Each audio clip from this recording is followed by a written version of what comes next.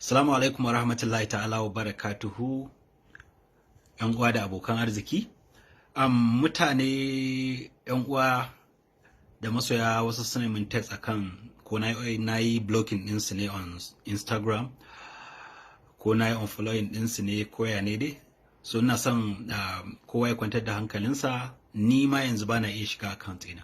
Ina tsammanin ko hacking ake so a yi, ko kuma dai maybe wani abin ne daga su Instagram din yasa suka yi login dina out, ban sani ba, but amma dai mun yi abin da za mu yi, maybe daga nan zuwa 24 hours insha Allah zan iya login into my account again. Amma idan account din bai dawo ba, to zan buɗe wani kuma zan sanar da al'umma cewa ga sabon account ina. In kuma sun dawo min da shi, to kowa dai zai sani insha Allah. Da haka babu wanda ne blocking, babu wanda ne unfollowing. Kwantar da hankalinku insha Allah.